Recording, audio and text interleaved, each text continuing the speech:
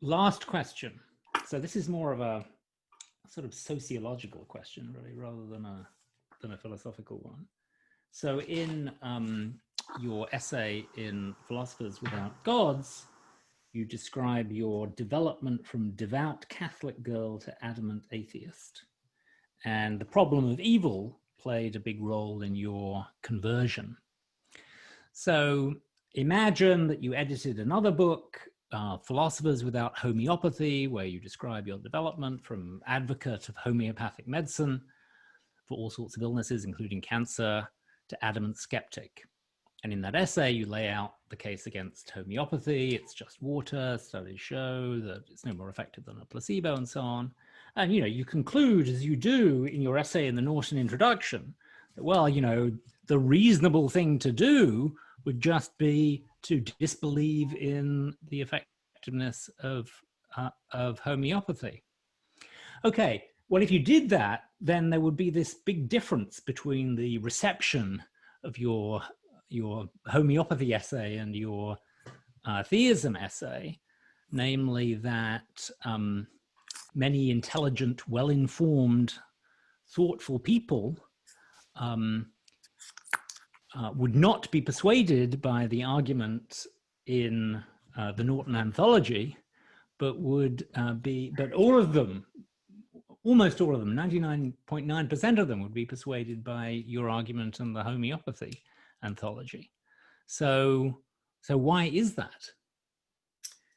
Yeah, well, this is a sociological question that once you have, facts and evidence and studies and stuff, and I don't, but I'm going to try to answer. Yeah. Okay, so two things I want to say. First is that I think you're wrong about how plausible homeopathy seems among intelligent. Oh. I mean, I'm thinking of the anti-vaccination movement, which is led by extremely well-educated, affluent women. I think the case for vaccination in general. I mean, no particular vaccine. I'm not sure I'm going to trust any vaccine that comes out in the next 2 months, but in general, the science behind vaccination, I think, is very sound and not really rationally challengeable. But in fact, I think it's if you really dig down and try to understand complex things like whether vaccinations work, it's very hard. It's hard to do if you don't trust experts and testimony in texts and sources that you trust. And I don't know if you want me to get into politics, but if your sources of information are mutually reinforcing, make sense to you, and if it's the case that in order to counter them, you would have to have information that you maybe don't even know exists or don't know where to find. I think it's not that difficult to get into a belief set where things make sense. I mean, as human beings, we rely on, especially in this day and age, but probably always, we rely terribly heavily on testimony, both on what trusted people tell us and what trusted people have written down and so forth. And we also rely on coherence. So if somebody offers you something that's very discordant with your current set of beliefs, it's going to take a lot to knock you off of that. Now, in the case of religion, I think it's so bound up with your family relations and your sense of what gives your life meaning and value. As you know, both my husband and I were religious as children and young adults.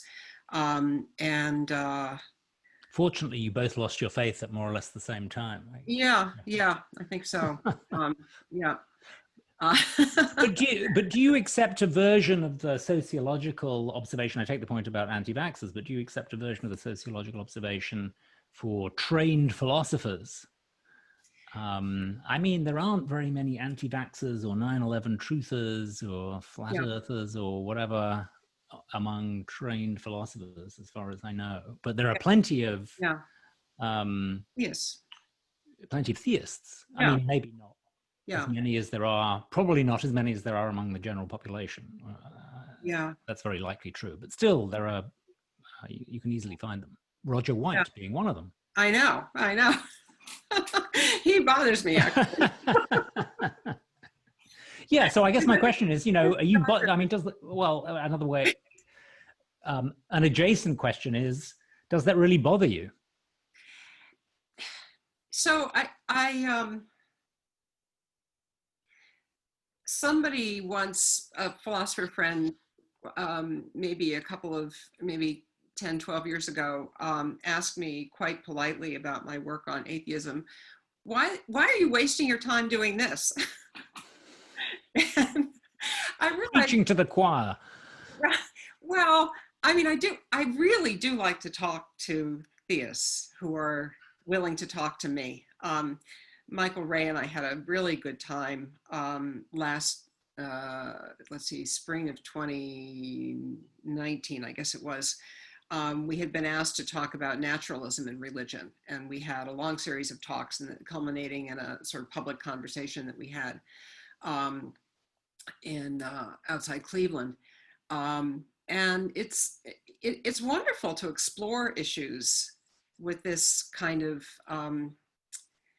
that have this kind of emotional resonance and role in people's lives. It's wonderful to be able to talk to people who you disagree with and have it be a respectful and genuinely searching conversation.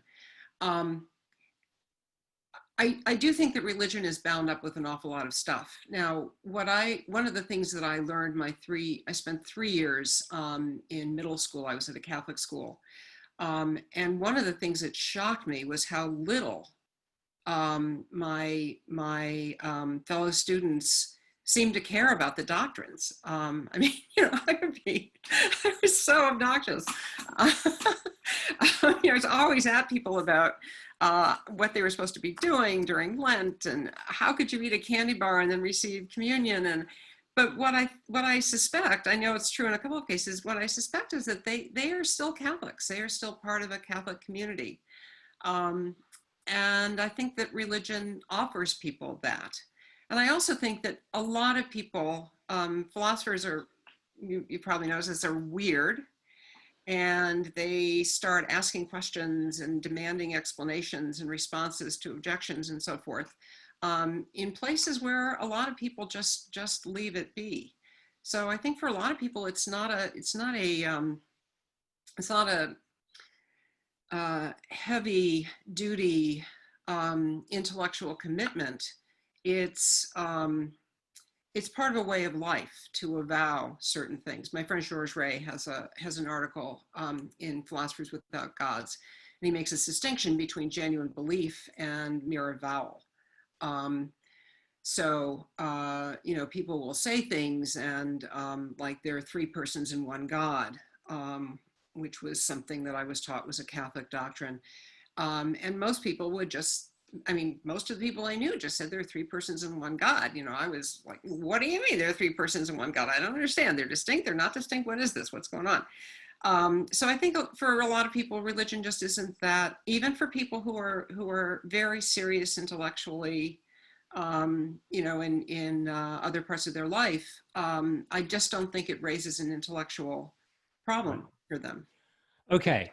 All right. So that is the end. We've already used up way too much of your time. Thank you so much for donating like half an hour to chatting about these things. I hope the students appreciate it. I hope they enjoy it. I love talking Okay. Well, thank you. Thank you again so much.